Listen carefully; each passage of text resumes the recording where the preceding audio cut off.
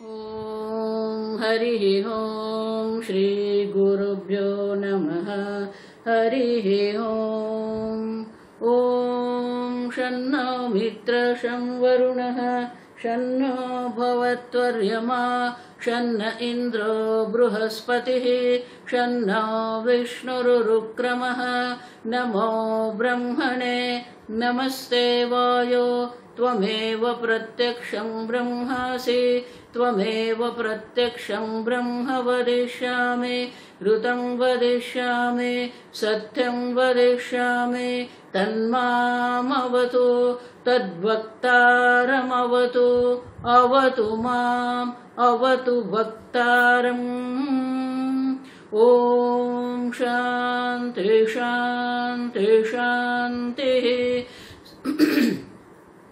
ॐ सहना भवतु सहनौ भुनक्तु सह वीर्यं करवावहै तेजस्विनावधीतमस्तु मा विद्विषावहै। ॐ शान्ति शान्ति शान्तिः। सदाशिवसमारम्भां शङ्कराचार्यमध्यमाम् अस्मदाचार्यपर्यन्तां वन्दे गुरुपरम्परां। श्रुतिस्मृतिपुराणानाम् आलयं करुणालयं नमामि भगवत्पादं शङ्करं लोकशङ्करं शङ्करं शङ्कराचार्यं केशवं बादरायणं सूत्रभाष्यकृतौ वन्दे भगवन्तौ पुनः पुनः। ईश्वरो गुरुरात्मेति मूर्तिभेदविभागिने व्योमवद्व्याप्तदेहाय दक्षिणामूर्तये नमः। निधये सर्वविद्यानां विषजे भवरोगिणां गुरवे सर्वलोकानां दक्षिणामूर्तये नमः। ॐ नमः प्रणवार्थाय शुद्धज्ञानैकमूर्तये निर्मलाय प्रशान्ताय दक्षिणामूर्तये नमः। ॐ नमः श्रीशङ्करानन्द गुरुपादाम्बुजन्मने। ॐ नमः श्रीशङ्करानन्द गुरुपादाम्बुजन्मने। सविलासमहामोहग्राहग्रासैककर्मणे सविलासमहामोहग्राहग्रासैककर्मणे।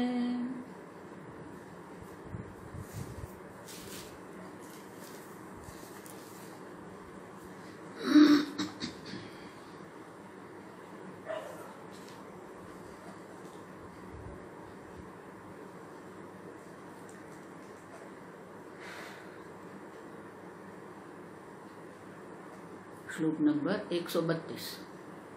अस्वतंत्रा हि माया स्यात् अस्वतंत्रा हि माया स्यात् अप्रतीतेर्विनाचितिम् अप्रतीतेर्विनाचितिम् स्वतन्त्रापि तथैव स्यात् स्वतन्त्रापि तथैव स्यात् असङ्गस्त्यन्यथा कृतेः असङ्गस्त्यन्यथा कृतेः।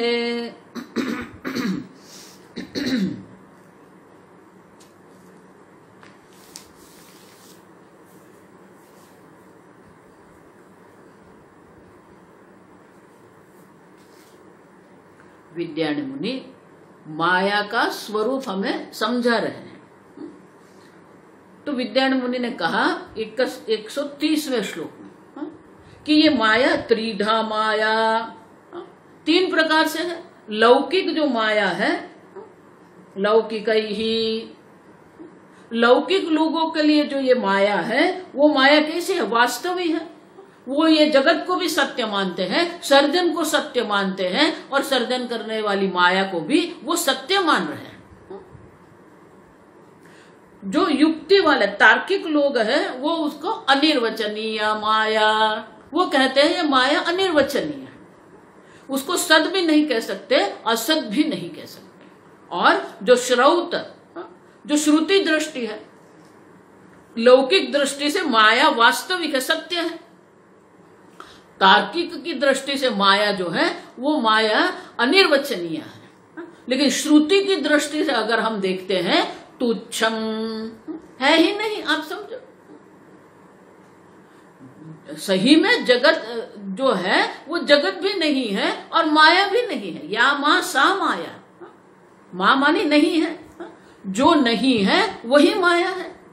अब समझो, दिख रही है जिस प्रकार से आकाश की नीलिमा दिख रही है, लेकिन वो नीलिमा वहां है नहीं। आप समझो, रणभूमि में हमें जल दिखता है, लेकिन सही में वहां पर जल नहीं है। उसी प्रकार से श्रुति माता कहती है कि ये जगत हमें दिख रहा है। देखो, इसलिए मैं कहती हूं वेदांत दो ही वाक्य है।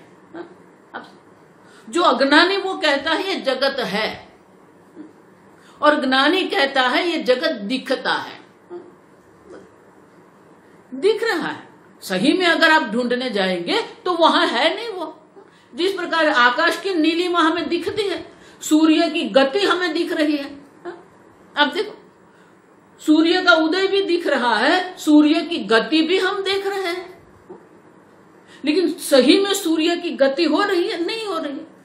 अब देखो, पृथ्वी पश्चिम से पूर्व की ओर घूम रही है,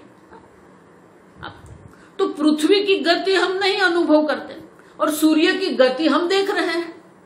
अब देखो, इसलिए मैंने कहा ना, जो है वो हम देखते नहीं है, जो है उनका हम अनुभूति नहीं करते, और जो नहीं है उसका अनुभव हम कर रहे हैं। यही तो माया है। आप समझो, और इसलिए कहते हैं कि श्रौत दृष्टि से माया तुच्छ है, मानी है ही नहीं। तार्किक की दृष्टि से माया अनिर्वचनीय है, और लौकिक दृष्टि से माया वास्तविक है। और इसीलिए ये जो माया है वो जब तक ये जगत है हम कहते हैं, तब तक माया है हमें कहना पड़ता है। जगत ही नहीं है, सर्वम खलु इदम ब्रह्म, ब्रह्म मात्र, ईश्वर मात्र है जब हम कहते हैं, फिर वो माया की आवश्यकता भी नहीं है, जगत है ही नहीं। और इसीलिए कहते हैं कि ये माया जो है कैसी है, चित्रपटवत। चित्रपट है, उनको रोल कर दिया तो वो दिखता नहीं है, संकोचन कर दिया, प्रसारण कर दिया तो वो चित्र दिख रहा है। उसी प्रकार से माया भी व्यक्त और अव्यक्त है, लेकिन वो माया जो हम कहते हैं वो माया का स्वरूप क्या है। तो इसीलिए 132वें श्लोक में कहते हैं अस्वतंत्र ही माया स्याद। ये माया जो है अस्वतंत्र, स्वतंत्र नहीं है, वो जड़ है, तमो रूप है, मोहात्मक है, लेकिन स्वतंत्र नहीं है। प्रतीते विनाचितिम, चैतन्य के बिना उनकी प्रतीति संभव ही नहीं है। जिस प्रकार से मिट्टी के बिना घड़े का अस्तित्व नहीं है, उसी प्रकार से चैतन्य के बिना ये माया का अस्तित्व संभव ही नहीं है।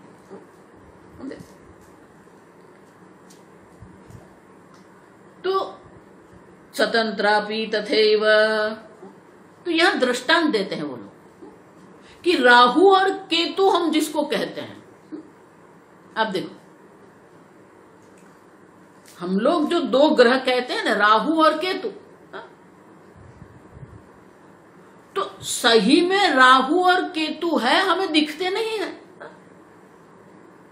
सूर्य और चंद्र के कारण वो दिख रहे हैं। जब सूर्य ग्रहण होता है तो हमें पता चलता है ये राहु ग्रह, क्यों? क्योंकि राहु ग्रह के पीछे राहु ग्रहण कर दिया। केतु, केतु भी वही है। तो सूर्य ग्रहण, चंद्र ग्रहण जब होता है तब हमें पता चलता है कि ये है, लेकिन ऐसे हमें दिखता नहीं है। उसी प्रकार से चैतन्य के बिना माया का कोई अस्तित्व ही नहीं है, और इसीलिए माया स्वतंत्र हो ही नहीं सकती। माया अध्यक्षेण प्रकृति ही सूयते सचराचर। इसलिए भगवान भी क्या कहते हैं, अब मेरे अध्यक्षता में, मेरे सानिध्य में ये प्रकृति संपूर्ण जगत की उत्पत्ति करती है। लेकिन जो सांख्यवादी है वो तो क्या कहते हैं, प्रकृति और पुरुष दोनों स्वतंत्र है। अब ठीक से समझो। और इसीलिए आगे की पंक्ति में कहते हैं स्वतंत्रापि तथैव स्याद् असंगस्य अन्यथा कृतेः। अब देखो, दूसरे प्रकार से अगर हम देखते हैं, क्यों? असंगस्य पुरुषस्य, ये पुरुष असंग है और पुरुष अकर्ता है, तो पुरुष अकर्ता होने के कारण ये जगत की उत्पत्ति वो नहीं कर सकते। लेकिन जो प्रकृति है, प्रधान जो है, वो स्वतंत्र रूप से कर दे। स्वतंत्र है तथाएव। अगर हम पुरुष को असंग मानते हैं, अन्यथा कृते है माने कि अगर पुरुष असंग है तो माया से उनका कोई संग नहीं है और इसलिए माया हमें स्वतंत्र दिख रही है। स्वतंत्रापि स्यात् तथैव संगस्य अन्यथा असंगस्य अन्यथा कृतेः।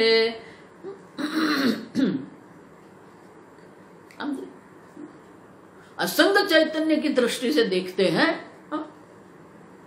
तो वो स्वतंत्र दिखती है, फिर भी वो स्वतंत्र नहीं है। आप समझ लें, क्योंकि माया जड़ है, मोहात्मक है, माने कि अस्तित्व जो उनका है वो चैतन्य के कारण ही है।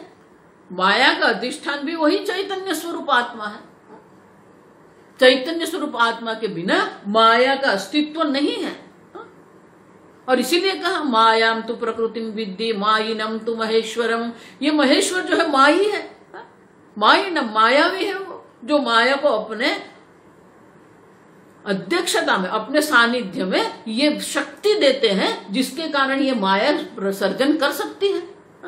और इसलिए कहते हैं अन्यथा कृत्य माने कि अगर चैतन्य को असंग मानते हैं तो फिर माया स्वतंत्र दिखती है, लेकिन माया स्वतंत्र नहीं है, क्योंकि चैतन्य के बिना माया का कोई अस्तित्व ही नहीं है। भले माया जो है वो विकारी है, परिणामी है। आप सब तर्क की दृष्टि से अगर आप समझते हो, आप समझो ये जगत सापेक्षिक है। भौतिक शास्त्र वाले भी कह रहे हैं, खगोल शास्त्र वाले भी कह रहे हैं कि ये जगत जो है वो सापेक्षिक है। लेकिन जो सापेक्ष है उनका कुछ तो अधिष्ठान होना चाहिए ना। सापेक्ष किसको कहते हैं? किसी की अपेक्षा से जो है उसी को सापेक्ष कहते हैं। तो सापेक्ष को किसकी अपेक्षा होती है? अगर सापेक्ष को दूसरे सापेक्ष की अपेक्षा रहेगी तो वो अनंत हो जाएगा। अब तर्क दोष हो जाएगा आपका, क्योंकि वो सापेक्ष को दूसरे सापेक्ष की आवश्यकता है, वो सापेक्ष को तीसरे सापेक्ष की आवश्यकता है, और इसीलिए सापेक्ष का अधिष्ठान सापेक्ष नहीं हो सकता। आप समझो, सापेक्ष शब्द, रिलेटिव शब्द जो है वही कहता है कि किसी और की अपेक्षा से है ये। तो संपूर्ण जगत सापेक्षिक है। जगत सापेक्ष है तो जगत का कारण जो माया है वो भी सापेक्ष है, स्वतंत्र नहीं है। लेकिन जो सापेक्ष है, जो विकारी है, जो परिणामी है, उनका अधिष्ठान कैसा होगा? तो शास्त्र कहता है कि सापेक्ष का अधिष्ठान निरपेक्ष होता है, विकारी का, सविकारी का अधिष्ठान निर्विकारी होता है। देखो ये तर्क समझ लो ठीक से। तो सापेक्ष का अधिष्ठान सापेक्ष नहीं हो सकता, इसीलिए सापेक्ष का अधिष्ठान निरपेक्ष ही होना चाहिए। रिलेटिव जो है उनका जो अधिष्ठान, सबस्ट्रेटम जो कहते हैं, वो कैसे एब्सोल्यूट होना चाहिए। देखो इसीलिए आइंस्टाइन बहुत युवान थे, 25-26 साल के थे जब उन्होंने ये 1905 में हमें ये सापेक्षवाद दिया था। जनरल रिलेटिविटी, स्पेशल रिलेटिविटी वो दिया था हमें। लेकिन उनको भी समझ में आ गया कि अगर ये रिलेटिव है तो कुछ तो एब्सोल्यूट होना चाहिए। तो बाकी का पूरा जीवन वो यही ढूंढते रहे कि ये सापेक्ष है तो निरपेक्ष क्या है। सापेक्ष का जो अधिष्ठान है, सबस्ट्रेटम है, वो निरपेक्ष होना चाहिए। आप समझे। और दूसरा, यो जो नियम भौतिक शास्त्र में हम बनाते हैं, वो नियम भी विशेष देश में, विशेष स्थान में वो नियम है। लेकिन अन्य स्थान पर, अन्य विशेष परिस्थिति में हम जाते हैं तो वो नियम काम नहीं कर रहा है। अब समझो, गुरुत्वाकर्षण हम कहते हैं, लेकिन गुरुत्वाकर्षण भी सापेक्षिक है। पृथ्वी की दृष्टि से, सूर्य की दृष्टि से है गुरुत्वाकर्षण। अब समझो, और गुरुत्वाकर्षण का प्रभाव भी है, लेकिन वो प्रभाव का भी क्षेत्र है। किस क्षेत्र तक सूर्य के गुरुत्वाकर्षण का प्रभाव है, उससे बाहर क्षेत्र में आप जाएंगे, वहां सूर्य का कोई गुरुत्वाकर्षण नहीं है। अब समझे। दूसरा, तीसरा, तो जो खगोल शास्त्र जो तारा है, तारामंडल है, निहारिका गैलेक्सी है, अमेरिका ने जब हबल टेलीस्कोप रखा और हबल टेलीस्कोप जब वहां ऊपर हो गया, तो वो टेलीस्कोप जब ऊपर रखा गया, तो जो हमने जगत देखा, जो विश्व का ब्रह्मांड का दर्शन हमने जो हबल टेलीस्कोप के आंख से हमने देखा, तो हमारी समझ में आया कि जिसको हम एक तारा मान रहे थे, वो तो अनेक तारा मंडल बनने वाले एक वायु का क्षेत्र है। अब समझ, हमें यहां से वो तारा दिख रहा है, लेकिन हबल टेलीस्कोप के द्वारा और उसको जूम करके जब हमने देखा, तो हमें पता चला कि वो तो बड़ा सा वायुमंडल है, और वो वायुमंडल में अनेक प्रकार के तारे बन रहे हैं वहां पर। अब देखो, तो खगोल शास्त्र की दृष्टि से अगर हम ये विश्व देखते हैं तो उनके नियम अलग है, और अणु परमाणु की दृष्टि से हम देखते हैं, क्वांटम जिसको कहते हैं। अब देखो, तो क्वांटम थियरी जो हम देखते हैं, सूक्ष्म जो है, अणु परमाणु की दृष्टि से हम जो देख रहे हैं और संपूर्ण जगत की दृष्टि से हम देख रहे हैं, तो हमें समझ में आता है कि जितने भी भौतिक शास्त्र के नियम हैं, सब सापेक्षिक हैं। अब समझो, तो सापेक्षिक है तो फिर उनका कोई निरपेक्ष तो होना चाहिए ना। और इसीलिए सापेक्ष का अधिष्ठान निरपेक्ष होता है, सविकारी का अधिष्ठान निर्विकारी होता है। देखो, ये तर्क है, लेकिन ठीक से अगर निर्विकारी जो सापेक्ष है, उनका अधिष्ठान निरपेक्ष है, तो अब प्रश्न ये आता है कि निरपेक्ष में सापेक्ष संभव है, निर्विकारी में सविकारी संभव है, नहीं है। और इसीलिए हम कहते हैं कि निर्विकारी में सविकारी दिखता है। समझ में आया? हम अनुभव करते हैं उनका, लेकिन अगर उनका अस्तित्व ढूंढने हम जाएंगे तो अस्तित्व नहीं मिलेगा। और इसीलिए श्रुति की दृष्टि से माया को देखें तो वो तुच्छ है, क्योंकि निर्विकारी में सविकारी संभव नहीं है। सविकारी दिखता है, अनुभव में आता है, और इसीलिए हम है ऐसा कहते हैं, लेकिन निर्विकारी की दृष्टि से सविकारी संभव नहीं है, निरपेक्ष की दृष्टि से सापेक्ष संभव नहीं है। और इसीलिए श्रुति माता की दृष्टि से अगर हम देखते हैं तो वो वास्तविक नहीं है, तुच्छ है ही नहीं। आप समझो, क्योंकि निर्विकारी में सविकारी संभव नहीं है, निरपेक्ष में सापेक्ष संभव नहीं। और इसीलिए भगवान भी इसलिए कहते सतः अभावः न विद्यते, असतः भावः न विद्यते। जो असत है, जो विकारी है, जो परिणामी है, उनका कोई अस्तित्व नहीं है। अब देखो,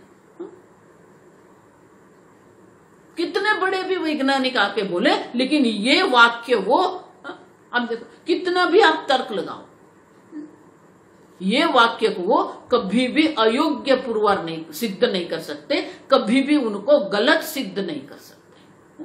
आप समझो। और इसीलिए विद्यायन मुनि कहते हैं कि स्वतंत्र संभव ही नहीं है, क्योंकि वो सविकारी है।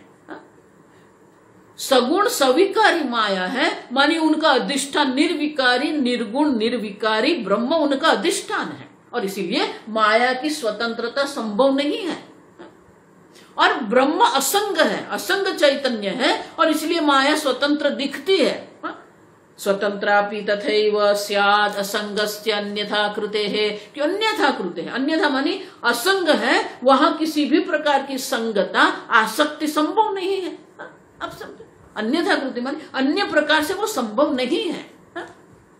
और इसीलिए असंग ब्रह्म की दृष्टि से हम देखते हैं तो हमें ऐसा लगता है कि माया स्वतंत्र है, लेकिन माया स्वतंत्र संभव नहीं है, क्योंकि वो सविकारी है, सगुण है, सापेक्षिक है। और इसीलिए विद्यारण्य मुनि कहते हैं कि चैतन्य के बिना माया का अस्तित्व नहीं है, और इसलिए माया स्वतंत्र नहीं है, लेकिन चैतन्य असंग है।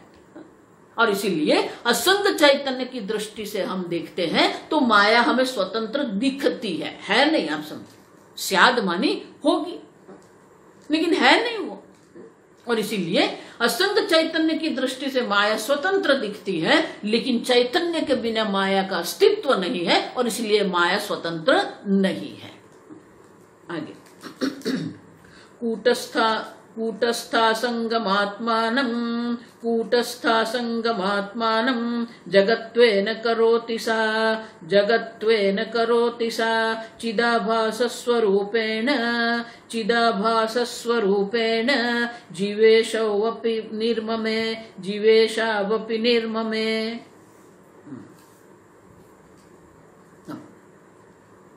दो है, ठीक से समझो।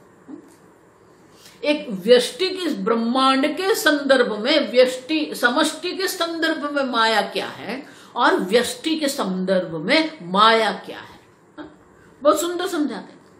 कूटस्थ असंगमात्मानं, तो कि माया जो है वो क्या करती है, कैसे ये जगत बनाती है, बहुत सुंदर कहते थे कि है तो वो असंग कूटस्थ आत्मा ही, लेकिन वही जो असंग कूटस्थ आत्मा जो है आत्मानं जगत्वेन सा करोति, ये माया जो है वो माया क्या कर रही है, जो आत्मा एक अद्वितीय असंग कूटस्थ आत्मा है उसको ही ये जगत बना के दिखा दिया। सा जगत करोति, जो आत्मा है असंग है, निर्विकारी निर्गुण निराकार आत्मा है, उसी को ये जगत बना के रख दिया। ये माया का प्रभाव है। माने माया शक्ति तुच्छ नहीं है, जितनी तुच्छ आप मानते हैं। वेदांती लोग बहुत तुच्छ तुच्छ करते घूमते हैं, ऐसी सरल नहीं है। देखो उनका प्रभाव ये है कि ये संपूर्ण जो जगत है, ये जो असंग आत्मा है, वही आत्मा को जगत बना के दिखा दिया हमें। अब देखो, विश्वम दर्पण दृश्यमान नगरी, माया कल्पित देश काल कलना वैचित्र चित्रीकृतम, ये माया का प्रभाव कि जो असंग आत्मा है, कुटस्थ आत्मा है, उसको ही जगत बना के हमें दिखा दिया।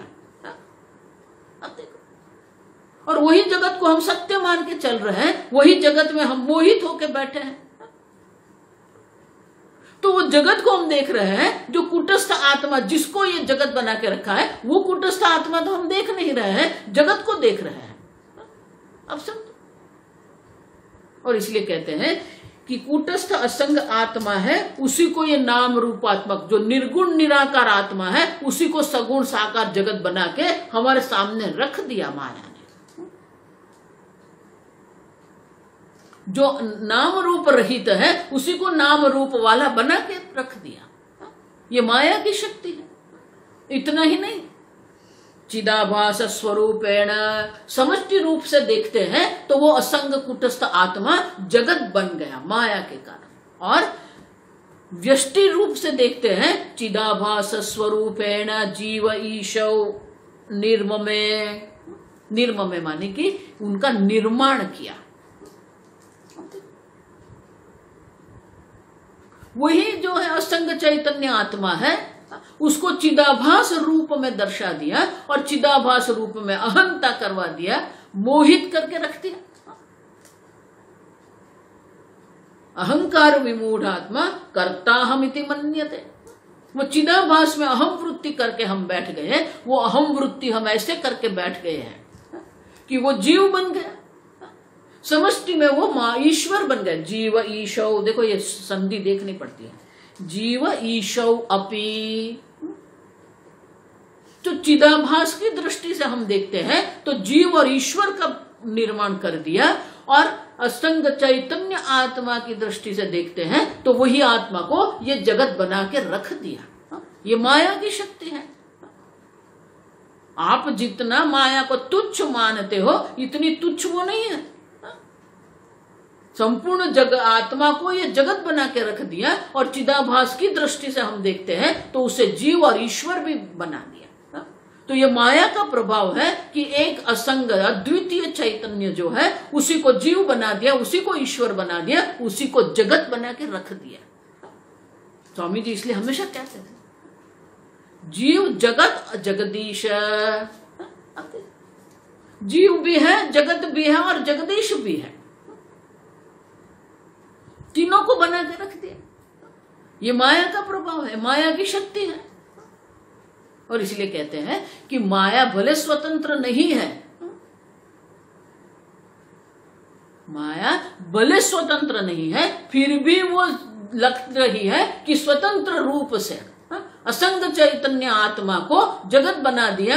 ये चिदाभास स्वरूपेण जीव ईशो अपि निर्ममे, जीव और ईश्वर का भी निर्माण करके रख दिया आपके सामने, और उसी में हम चल रहे हैं। जीव जगत और जगदीश में ही हम, हमारी बुद्धि उसी में लपेट के रखी है।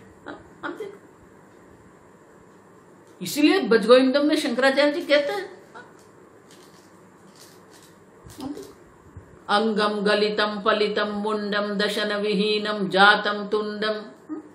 ये शरीर जो है जीर्ण शीर्ण हो गया है, दंतावली रही नहीं है, बाल जो है पलितम मुंडम, बाल सफेद हो गए। अंगम गलितम, जो अंग है उसमें कंपन हो रहा है, ठीक से चल भी नहीं सकते हैं। 2 पैर की जगह पर 3 पैर वाला हो गया। दशन विहीनम जातम तुंडम तदपि न मुंचति आशा पे, तब भी हमारी आशा नहीं छूटती है। ये जगत छूटता नहीं है। अब देखो जगत में इतने अनुभव हमें हो रहे हैं, फिर भी ये जगत छोड़ने को हम तैयार नहीं। यावत वित्तोपार्जन शक्तम तावत निज परिवारो रक्त। जब तक आपके हाथ में धन है तब तक सब लोग आपको पूछेंगे आप कैसे हैं। पश्चात जीवती जर्जर देह वार्ताम कोपी न पुच्छत। देखो ये शंकराचार्य जी लिख रहे हैं, उस वक्त भी ऐसा ही था, अभी भी ऐसा ही है। कोई, आप समझो, मनुष्य का जो मानस है वो तो वही का वही है। उस वक्त भी यही हालत थी। जब तक धन था तब तक सब पूछते हैं, धन नहीं रहा कोई पूछने वाला भी नहीं रहेगा, और बोलना भी प्रयत्न कर देंगे, चुप कर देंगे आपको। आप सब फिर भी ये जगत में, ये देह में हम आसक्त होके बैठे हैं, छोड़ने को तैयार नहीं है। उसी में हमारी बुद्धि को हम लपेट के रखते हैं। जो माया है वो माया का प्रभाव इतना है कि आत्मा को भी जगत बना दिया, और जो चैतन्य उसी को जीव और ईश्वर बना के रख दिया, और उसी में हमारी बुद्धि जो है प्रवृत्त होती रहती है, उसी में काम करती रहती है। और हम ऐसा मानते हैं हमारे जैसा बुद्धिशाली कौन, हमारे जैसा बुद्धिमान कौन। और इसीलिए विद्यारण्य मुनि कहते हैं कि माया का ये प्रभाव है कि जीव जगत और जगदीश बना के हमारे सामने रख दिया है, और उसी में ही हम जीवन व्यतीत करते हैं। उसी से ऊपर उठ के हम कुछ सोचते ही नहीं है, और अगर कोई आके भी कहे तो वो समझने को भी तैयार नहीं है। वो इतने हम चिदाभास में अहम बुद्धि करके ऐसे बैठ गए हैं। कई लोग जो है इतने लौकिक दृष्टि वाले हैं कि उसको ही वास्तविक मान के बैठे हैं, देह को ही वास्तविक मानते हैं। देखो ये मेरे इतने सालों का अनुभव मैं आपको कह रहा हूं। कई लोग ऐसे जो मेरे पास आए हैं, जब वेदांत का आप मेरे पास सुनते हैं और ये आत्मा की बात करती हूँ तो बोलते हैं माता जी आत्मा चैतन्य क्या है। अब देखो चैतन्य मुझे पूछ रहा है चैतन्य क्या है। अब देखो ये माया है। अब समझो, विद्यारण्य मुनि कहते हैं कि वही माया है जो ये जीव जगत जगदीश बना के हमारे सामने रख दिया है उसने, और उसी में हम ऐसे फंस गए हैं, उसी को सत्य मान के हम हमारा जीवन व्यतीत कर रहे हैं। अब देखो, तो बोले कि ये माया जो है, ये माया ने आत्मा को ये जगत बना के रख दिया, तो क्या ये आत्मा जो है विकारी हो गया, नाम रूप वाला हो गया, है ना? जगत का आत्मानम जगत करोति सा, ये आत्मा को जगत बना दिया। तो सही में क्या ये आत्मा जगत बन गया? सही में क्या आत्मा में नाम रूप आ गए? सही में आत्मा में सगुण सविकार आ गया? नहीं। इसलिए आगे के श्लोक में कहते हैं, आगे का श्लोक, कूटस्थम अनुपद्रुत्य करोति जगदाधिकम, कूटस्थम अनुपद्रुत्य करोति जगदाधिकम, दुर्घटैक विधायिन्यां मायायां का चमत्कृतिः, मायायां का चमत्कृतिः।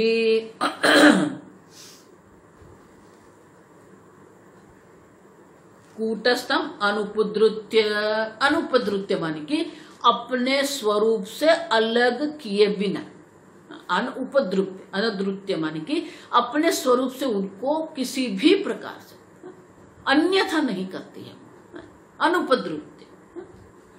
निर्गुण निराकार पर चैतन्य है, वो निर्गुण निराकार ही रहेगा, वो सगुण साकार नहीं बनेगा। अब देखो, कूटस्थम अनुपद्रुत्य करोति जगदाधिकम, वही कूटस्थ चैतन्य को जगदाधिकम, जगत जीव जगत और जीव ईश्वर और जगत उन्होंने बना दिया, लेकिन वो जो उनका स्वरूप है, वो स्वरूप में किसी भी प्रकार का कोई परिवर्तन नहीं आया है। वो ब्रह्म तो सत्यम ज्ञानम अनंतम ब्रह्म ही है, निर्गुण निराकार ब्रह्म ही है। तो वो निर्गुण निराकार ब्रह्म जो है, ब्रह्म में किसी भी प्रकार का परिवर्तन लाए बिना, परिणाम लाए बिना ही ये माया ने जीव जगत और जगदीश का निर्माण किया है। अब देखो, तो उसको हम क्या कहते हैं? देखो, इसीलिए शास्त्र में कहते हैं दो प्रकार के कारण होते हैं। एक कारण है उसको परिणामी कारण कहते हैं। परिणामी माने कि उसमें परिणाम परिवर्तन आता है, विकार होता है। दूध से जब दही बनता है तो दूध जो मीठा है, प्रवाही है, वही दूध जब दही बन जाता है तो वो खट्टा हो जाता है और घट्ट बन जाता है। तो दूध में परिवर्तन आया, उसको परिणाम कहते हैं। क्या उसी प्रकार से आत्मा में परिणाम हुआ? नहीं। कूटस्थम अनुपद्रुत्य, किसी भी प्रकार के विकार लाए बिना ही ये आत्मा को वो जगत रूप में हमें दिखाती है ही नहीं। आप समझो, कोई परिणाम नहीं है, कोई नाम रूप नहीं बने हैं, फिर भी हमें नाम रूप दिखा रही है। और इसीलिए कहते हैं दुर्घटैक विधायिन्याम, दुर्घटैक, जो दुर्घट माने कि जो संभव ही नहीं है। अघटित घटना पटे ऐसी माया, जो असंभव को ही संभव कर दे वो माया है। दुर्घटैक विधायिन्याम माने कि जो करने वाली है, जो अशक्य को शक्य बनाती है, असंभव को संभव बनाने वाली वो है। का माया च मायायाम चमत्कृति ही, ये माया की चमत्कृति, ये चमत्कार है। अब देखो, चमत्कार अगर आपको देखना है तो सही में चमत्कार तो यही है।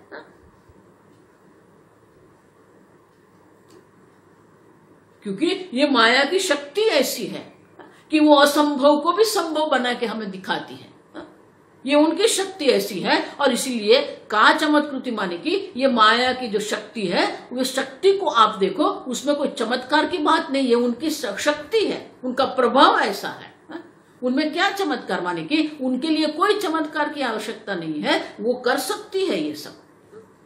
ये माया का ऐसा प्रभाव है, ये माया का ऐसा प्रभुत्व है कि वो ये सब कर सकती है। का चमत्कृति माने कि कोई चमत्कार नहीं है। देखो चमत्कार किसको कहते हैं? जो नहीं है उसको हम चमत्कार कहते हैं। लेकिन यहां तो हम अनुभव कर रही है जगत का, जन्म मरण का अनुभव कर रहे हैं, जगत का अनुभव कर रहे हैं, सुख दुख का अनुभव कर रहे हैं, सब अनुभव हम कर रहे हैं। और इसलिए कहते हैं कि चमत्कार माने कि इसमें कोई आश्चर्य की बात नहीं है। ये माया की शक्ति ऐसी है कि हमें कोई आश्चर्यचकित होने की आवश्यकता नहीं है। ये माया के प्रभाव ऐसा है। अब देखो इसलिए मैं कहती हूं कभी भी माया को सरलता से मत लेना। अब भले कितने वेदांती और भले कितने बड़े भक्त हैं, भागवत में यही चर्चा है कि भक्त को अपनी शक्ति पर इतना विश्वास हो जाता है, अपने भक्ति पर भी अभिमान आ जाता है।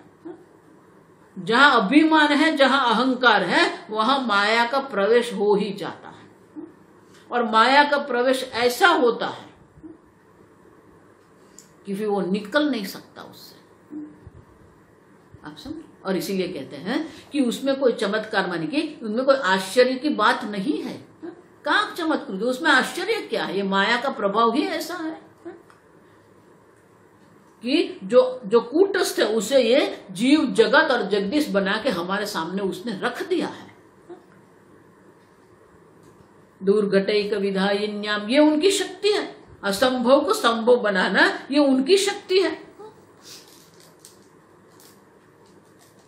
और इसलिए विद्यारण्य मुनि कहते हैं माया को भले शास्त्र तुच्छ कहते हैं, तार्किक लोग भले ही माया को अनिर्वचनीय कहते हैं, फिर भी वो माया का इतना प्रभाव है कि माया ने जीव जगत और जगदीश बना के हमारे सामने रख दिया है। और उसी में हम मोहित होके बैठे हैं और उसी को हम सत्य मान के चल रहे हैं।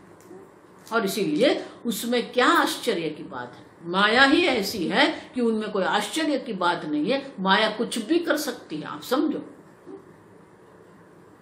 देखो ये माया का प्रभाव ही ऐसा है। बड़े बड़े भक्त लोग, बड़े बड़े ऋषि भी उसी में फंस गए। बड़े बड़े ऋषि आप देखिए,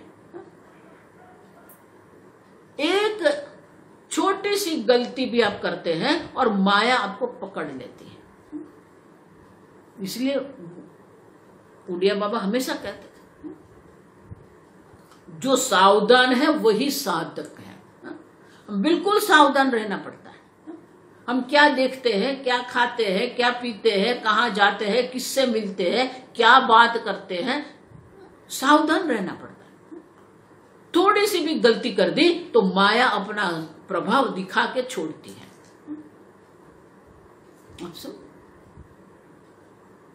कोई आश्चर्य की बात उसमें नहीं है। ये माया का प्रभाव ऐसा है। आगे का ध्रुवत्व मुदके वहन द्रवत्व मुदके वह्नौ औष्ण्यम काठिन्यमश्मनि द्रवत्व मुदके वह्नौ औष्ण्यम काठिन्यमश्मनि मायायां दुर्घटत्वं च स्वतः सिद्ध्यति नान्यतः स्वतः सिद्ध्यति नान्यतः। बहुत सुंदर देते वो 3 दृष्टांत है। उदके उद्रवत्वम, द्रवत्व माने प्रवाहिता, तरलता, प्रवाही जिसको लिक्विड। तो बोले कि पानी में जो प्रवाहिता है माने कि लिक्विड, उसी प्रकार औष्ण्यम वह्नौ, वह्नि में अग्नि में जो उष्णता जैसे है उसी प्रकार से काठिन्यम अश्मनि, पत्थर में काठिन्यता है, कठिनता है। तो अग्नि में जिस प्रकार से अग्नि में उष्णता है, पत्थर में काठिन्यता है, पानी में प्रवाहिता है, उसी प्रकार से मायायाम दुर्घटं च स्वतः सिद्ध्यति। ये माया की दुर्घटत्व, माया की जो शक्ति है माया का जो प्रभाव है, अशक्य को भी शक्य करने वाला जो प्रभाव माया का है, स्वतः सिद्ध्यति न अन्यथा, किसी की आवश्यकता नहीं। ये माया का इतना प्रभाव है, माया इतनी शक्तिशाली है। देखो आगे, इसलिए मैं कह रही थी कि वेदांती लोग को ऐसा लग रहा है कि नहीं नहीं ये कुछ नहीं होता है, हम तो ये वेदांती लोग हैं। महाराज श्री इसलिए कहते हैं अगर माया को आगे के दरवाजे से आप निकालेंगे, वो पीछे से आके बैठ जाएगी। एक छोटा, देखो इसीलिए ये विश्वामित्र तपश्चर्या करते थे, जल में बैठ के तपश्चर्या कर रहे थे। अब जब तपश्चर्या कर रहे थे, उन्होंने आंख खोली, आंख खोल के देखा तो 2 मछलियां जो है मैथुन क्रिया कर रही थी। अब वो देखा, उनके मन में भी ये इच्छा प्रकट हो गई, और वहां मेनका आई, कुछ नहीं कर सके। अब देखो शकुंतला है ना, फिर शकुंतला का जन्म हुआ, शकुंतला का ही बेटा भरत बना। अब देखो वो भरत से ही ये जगत, भारत, ये हमारा देश है, भारत देश है।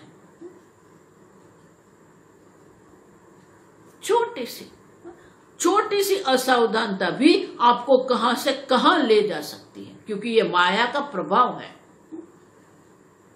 तो इसलिए भगवान कहते हैं मत चित्ता मद्गत प्राणा बोधयंत परस्परम। अर्जुन, मेरे में ही आपका मन लगा के रखो, मत कर्मकृत मत परमः मत भक्त मद्याजी, मैं ये मन आदस्थो। मैं बार बार भगवान क्यों ऐसा कहते हैं? अंत में भी भगवान ये कहते हैं स्वकर्मणा तम अभ्यर्च सिद्धिम विंदति मान। एक भक्ति ही है जो आपको माया के प्रभाव से छुटवा सकती है, और कुछ नहीं। आप समझो ठीक से, माया के प्रभाव को कम करना है तो एक ही उपाय है, और वो है भक्ति। भगवान का नाम जप करते रहो, कुछ भी नहीं है, राम राम करते रहो, कृष्ण कृष्ण करते रहो, क्योंकि जहां परमात्मा होते हैं वहां माया का प्रभाव नहीं रहता है। बहुत सारे जीव अपने आप कुछ करने का प्रयत्न करते हैं, कुछ भी मत करो। देखो मैं तो हमेशा कहती हूँ, ईश्वर के अनुग्रह से ही वेदांत हमें प्राप्त होता है, ईश्वर के अनुग्रह से ही हम शास्त्र श्रवण करते हैं, ईश्वर के अनुग्रह से ही मैं पढ़ा रही हूं, और ईश्वर के अनुग्रह से ही हमें ज्ञान होता है। अब समझो, ईश्वर के अनुग्रह से ही ये माया का जो प्रभाव है वो कम हो सकता है, और कोई उपाय नहीं है। इसलिए मैं कहती हूं जिस संप्रदाय में ईश्वर ही नहीं है, वो लोग माया जो है, माया शक्ति जो है, वो माया शक्ति को पार नहीं कर सकते। आप समझो ठीक से, ईश्वर अनुग्रहादेव पुंसाम अद्वैतवास। ईश्वर के अनुग्रह के बिना ये संभव ही नहीं है। और इसीलिए विद्यारण्य मुनि कहते हैं ये जो दुर्घटत्व, मानी कि जो असंभव को संभव करने का जो प्रभाव माया का जो है स्वतः है सिद्ध्यति, ये माया का प्रभाव है, ये माया शक्ति है, वो ज्ञान शक्ति है, वो इच्छा शक्ति है, वो क्रिया शक्ति है। जिस प्रकार से पानी का द्रवता है, जो मानी कि प्रवाहीपना है, अग्नि की उष्णता है, पत्थर का काठिन्य है, उसी प्रकार से माया का ये दुर्घटत्व, ये माया का स्वभाव है। असंभव को भी वो संभव करके रख देते। देखो इसलिए मैं हमेशा कहती हूं, कभी भी आपके जीवन में आप कभी भी निराश मत होना, कुछ भी हो सकता है, ये माया का प्रभाव ऐसा है। वो रंक को भी राजा बना सकती हो, राजा को भी वो रंक बना सकती है। जो हमें बिल्कुल असंभव लगता है वो कब संभव हो जाएगा हमें भी पता नहीं है।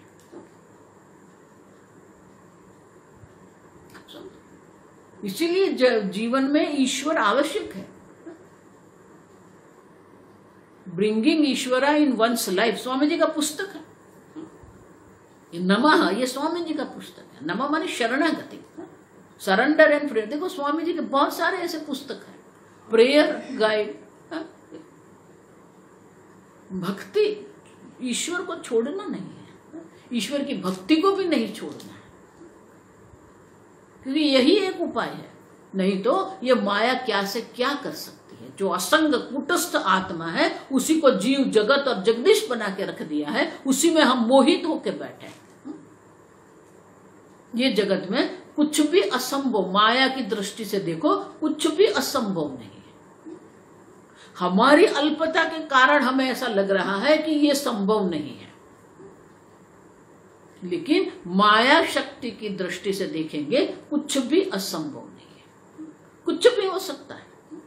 कब क्या होगा हमें कोई, किसी भी प्रकार से हमें कोई ज्ञान नहीं है, लेकिन वो जो ज्ञान शक्ति है, वो जो इच्छा शक्ति है, वो जो क्रिया शक्ति है, उनके प्रभाव से कुछ भी संभव हो सकता है। और इसीलिए विद्यारण्य मुनि कहते हैं दुर्घटत्व न स्वतः सिद्ध्यति, ये माया का प्रभाव। देखो ये वृंदावन की जो भक्ति है ना, कृष्ण भक्ति जिसको कहते हैं, वहां 3 प्रकार से माया काम करती है। आप समझे, परमोहिनी माया, स्वमोहिनी माया, स्वतमोहिनी माया। परमोहिनी माने कि परजन जो है उनको भी वो मोहित करती, ईश्वर से जो विरोध करने वाले, ईश्वर के जो शत्रु है, ईश्वर के प्रति जो शत्रु भाव करके बैठे हैं, उनको भी वो मोहित कर रही है। स्वमोहिनी माया, ईश्वर के जो स्वजन है, यशोदा है, नंद बाबा है, गोपी है, गोप है, वो सबको भी वो मोहित करके रखती है। वो सब कृष्ण को बाल स्वरूप ही मानते हैं। जो अनंत कोटि ब्रह्मांड नायक है उसी को वो लोग एक सामान्य बालक मान के बैठ गए। स्वमोहिनी माया, स्वतः मोहिनी, ये भगवान को भी मोहित करती है। भगवान के सामने जब राधा होती है ना, तो भगवान भी मोहित हो जाते हैं। देखो ये भगवान की लीला है, परजन को भी मोहित करती है, स्वजन को भी मोहित करती है, श्री कृष्ण को भी वो मोहित करके बैठती है। दुर्घटत्व स्वतः सिद्धम। और इसीलिए विद्यारण्य मुनि कहते हैं कभी भी, अंग्रेजी में बहुत, हिंदी में मुझे समझ में नहीं आ रहा, अंग्रेजी बहुत से, डोंट टेक माया लाइटली, हल्के से मत लेना माया। आप समझे। और इसीलिए ईश्वर का चिंतन करते रहो। जब तक ईश्वर का चिंतन हम करते रहेंगे तब तक ये माया का प्रभाव हम पर नहीं रहेगा। हमारी जो जगत प्रति की आसक्ति है वो कम हो जाएगी, ईश्वर में आसक्ति बढ़ेगी और जगत के प्रति वैराग्य बढ़ेगा। और इसीलिए विद्यारण्य मुनि कहते हैं कि ये माया का अपना प्रभाव है, माया की अपनी शक्ति है, जिसके कारण वो असंभव को भी संभव बना के रखती है। आगे हम कल देखेंगे। ओम असतो ओम स्वस्ति प्रजाभ्यः परिपालयन्ताम् न्यायेन मार्गेण महीं महिषाः गोब्राह्मणेभ्यः शुभमस्तु नित्यं लोकाः समस्ताः सुखिनो भवन्तु काले वर्षतु पर्जन्यः पृथिवी सस्यशालिनी देशोऽयं क्षोभरहितः ब्राह्मणाः सन्तु निर्भयाः ओम सर्वेषां स्वस्तिर्भवतु सर्वेषां शान्तिर्भवतु सर्वेषां पूर्णं भवतु सर्वेषां मङ्गलं भवतु सर्वे भवन्तु सुखिनः सर्वे सन्तु निरामयाः सर्वे भद्राणि पश्यन्तु मा कश्चित् दुःखभाग् भवेत् असतो मा सद्गमय तमसो मा ज्योतिर्गमय मृत्योर्मा अमृतंगमय ओम पूर्णमदः पूर्णमिदं पूर्णात् पूर्णमुदच्यते पूर्णस्य पूर्णमादाय पूर्णमेवावशिष्यते। ओम शांति शांति शांति। हरिः ओम। श्री गुरुभ्यो नमः। हरिः ओम।